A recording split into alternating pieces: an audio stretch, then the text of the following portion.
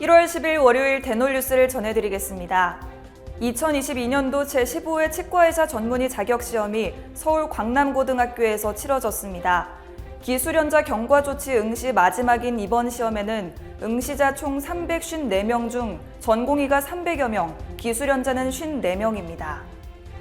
코로나19 격리 해제 확인서를 지참한 환자가 치과를 방문했을 경우 PCR 음성 확인서를 재차 요구하며 진료를 거부한다면 의료법 위반이라고 방역당국이 밝혔습니다.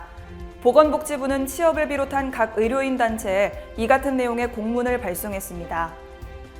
대한예방치과구강보건학회지에 발표된 논문에 따르면 코로나19 팬데믹 이후 20대 여성에서 이 약물기가 남성보다 눈에 띄게 증가함에 따라 재난 상황에서 여성이 남성보다 더 큰 스트레스를 받는 것으로 나타났습니다.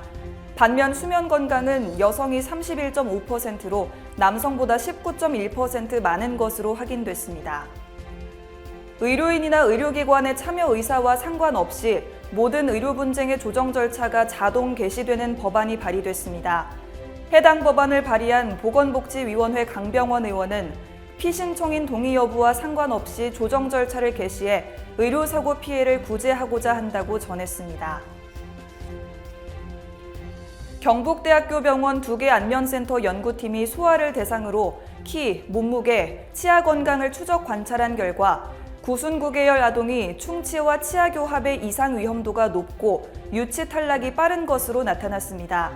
특히 충치는 20% 더 발생함에 따라 적절한 시기에 치료를 받는 것이 중요한 것으로 확인됐습니다. 라미네이트 시술에서 불거진 의료 분쟁이 법적 싸움까지 이어져 치과의사와 환자 모두 금전적, 정신적으로 힘들었던 판례가 공개됐습니다. 수원지방법원은 치과의사 A씨에게 손해배상액으로 100만 원을, 환자 B씨에게는 A씨에게 200만 원을 지급하라는 판결을 내렸습니다. 대한측두하악장애학회 온라인 추계학술대회가 성황리에 막을 내렸습니다. 턱관절 장애 진단의 진수, 과거, 현재와 미래라는 주제로 진행된 이번 학술대회에서는 서울치대 정진우 교수 등이 연자로 나서 턱관절 장애에 대해 강연을 펼쳤습니다. 대한디지털치의학회가 오는 2월 27일 대한디지털치의학회 종합학술대회 및 정기총회를 개최합니다. 디지털 르네상스라는 주제로 열리는 이번 학술대회에서는 디지털 치과 치료의 기초부터 심화까지 다양한 정보를 공유할 예정입니다. 3D 프린팅 등 최신 기술을 이용한 환자 맞춤형 치과 재건용 재료가 성장세를 보이며 주목을 받고 있습니다. 맞춤형 치과 재건용 재료는 환자의 정밀 치료가 가능하도록 제작된 환자 맞춤형 의료기기입니다. 대한치과기공사협회가 오는 2월 총회 개최를 예고함에 따라 오랜 내홍에 마침표를 찍을 수 있을지 귀추가 주목되고 있습니다. 치기업은 지난 2020년 2월 제27대 회장 선거에서 부정 의혹이 불거져 1년 7개월가량 전현직 회장이 법정 공방을 벌이는 등 내홍에 휩싸였습니다.